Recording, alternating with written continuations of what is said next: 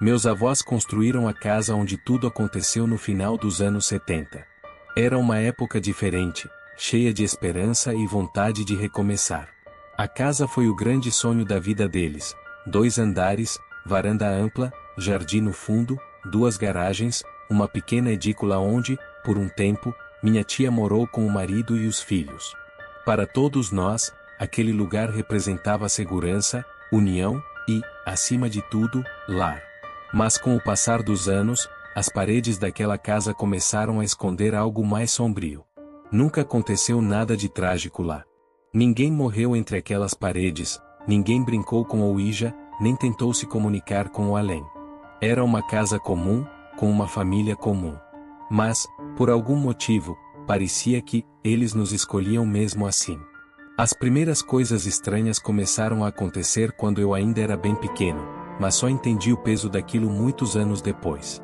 Minha prima, Letícia, era alguns anos mais velha que eu e ainda estava no ensino médio quando tudo começou a dar sinais.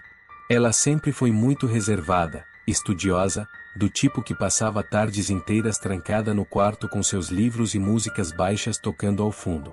Um dia, ela estava estudando no quarto do andar de cima quando sentiu algo mudar no ar. Ela contou que a temperatura caiu bruscamente, e a sensação era de que o ar havia ficado denso, quase sólido.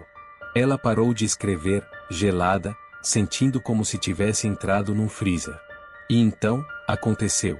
Letícia disse que sentiu um arrepio atravessar sua espinha, logo em seguida, como se dedos invisíveis riscassem suas costas, uma cruz. Ao mesmo tempo, uma voz, ou talvez um pensamento forte demais para ser ignorado, surgiu em sua mente: eu sempre vou te proteger. Ela desceu as escadas em prantos. Contou tudo aos meus tios. Meu tio, um homem muito prático e direto, deu uma risada contida e disse que ela estava cansada demais. Que deveria parar de ver tantos filmes. Mas minha tia, que cresceu ouvindo histórias de sua mãe e avó sobre coisas que não se explicam, não duvidou por um segundo. Apenas abraçou a filha e disse: às vezes, o que parece estranho só quer ser ouvido. Depois disso, por um tempo, as coisas pareceram se acalmar. Letícia voltou à rotina, embora nunca mais tenha se sentido à vontade sozinha naquele quarto. Já minha tia começou a relatar pequenos acontecimentos estranhos. Coisas que antes ela mesma duvidaria. Sons, passos, sussurros. E sempre no andar de cima. Ela dizia que via, com o canto dos olhos, alguém parado no topo da escada. Não conseguia ver o rosto, mas a presença era sufocante.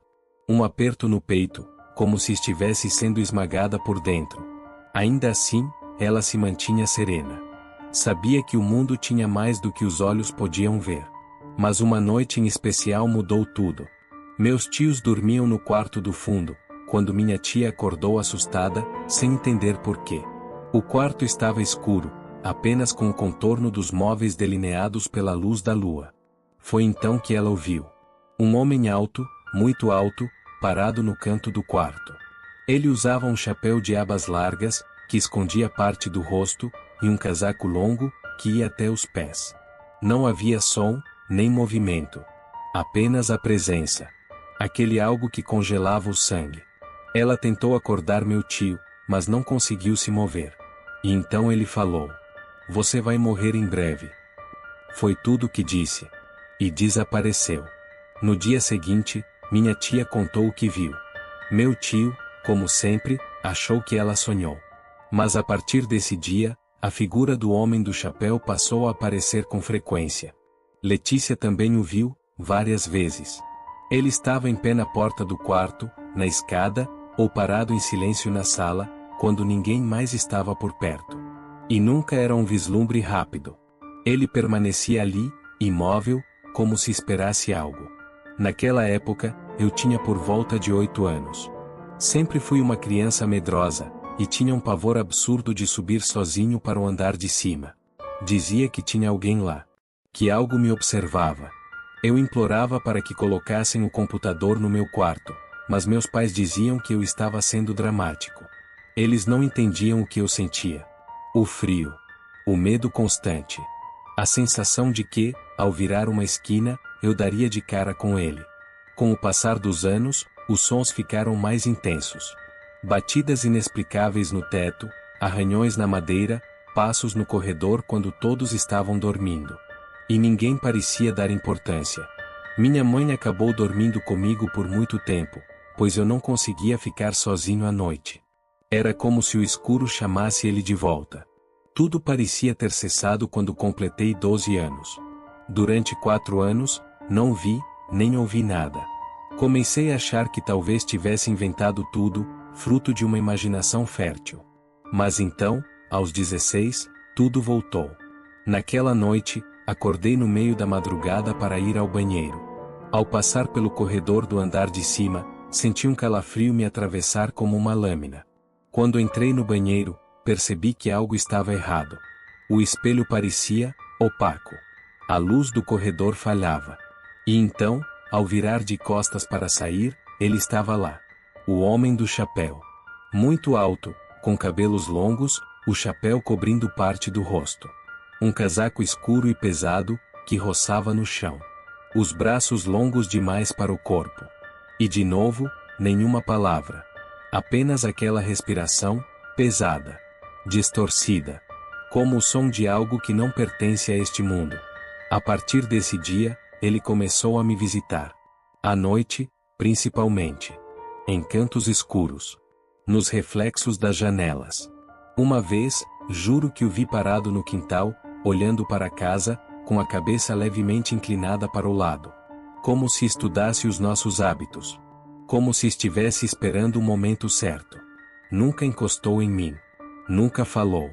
Mas a presença, o sentimento que ele carregava, era como veneno. Eu sentia que algo muito errado estava ali. Algo podre, antigo. Minha tia dizia que era um espírito perdido, mas no fundo, eu sabia que era mais do que isso.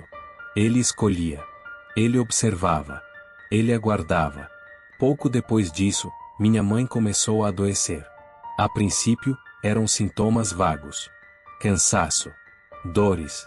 Mas os exames revelaram algo muito mais grave. Um câncer agressivo, em estágio avançado. Os médicos disseram que talvez ela já estivesse doente há anos, sem saber. Ela lutou. Foi forte. Mas 1 ano e meio depois, nos deixou. E foi aí que tudo desmoronou de vez. Letícia começou a ouvir batidas nas paredes em plena madrugada. Objetos caíam sozinhos.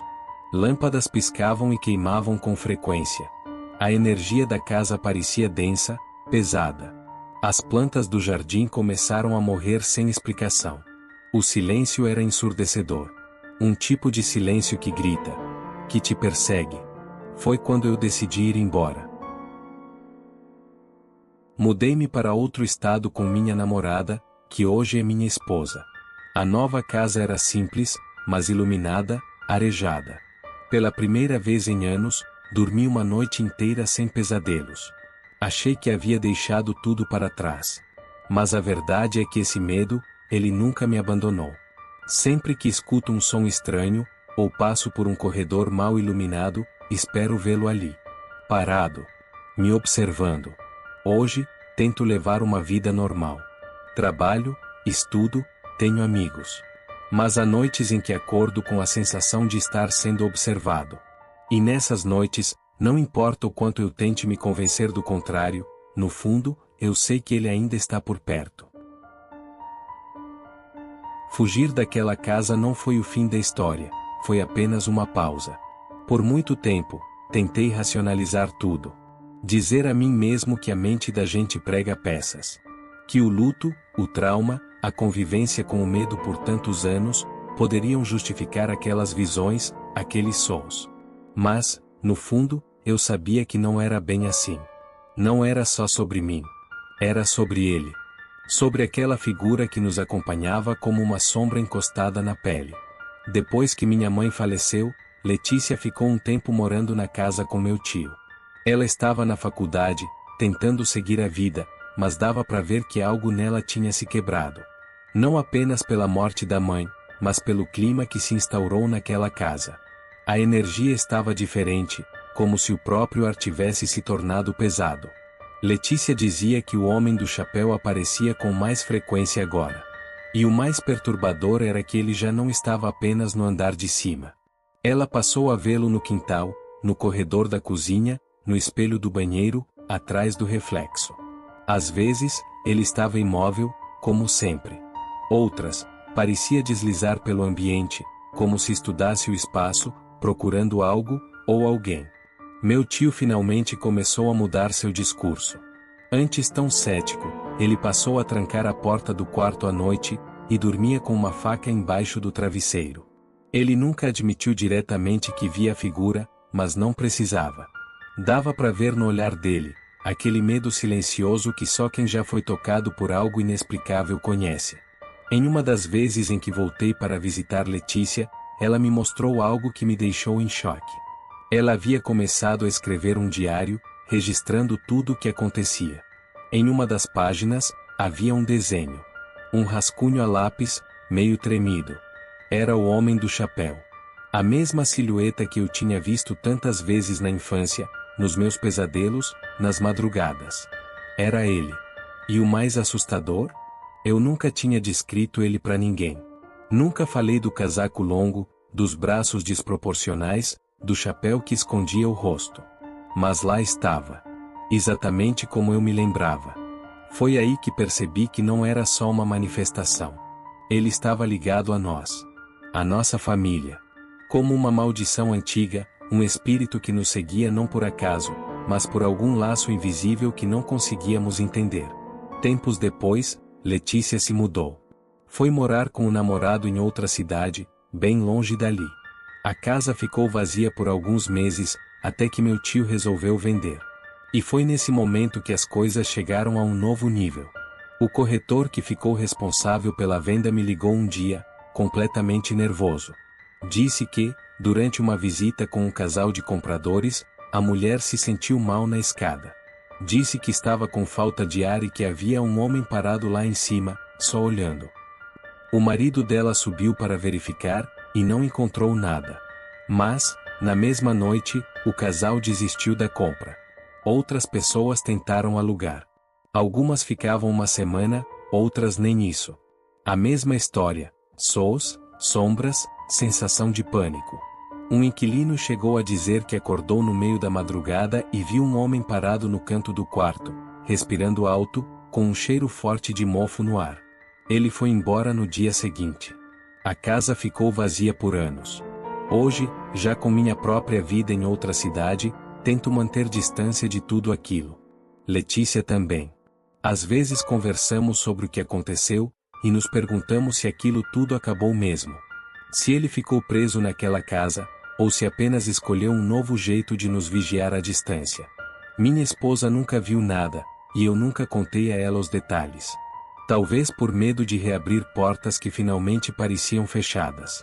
Talvez por vergonha de admitir que, até hoje, aos 30 e poucos anos, ainda durmo com as luzes do corredor acesas. Mas de tempos em tempos, quando acordo sem motivo no meio da noite, ouço aquele som. Uma respiração, pesada. Como um sopro abafado vindo de algum canto escuro. Eu me levanto, vasculho os cômodos. Não tem nada. Mas ainda assim, meu peito aperta. A pele arrepia. O instinto grita que tem algo ali. O homem do chapéu pode ter deixado aquela casa. Mas eu tenho quase certeza de que ele nunca deixou a gente.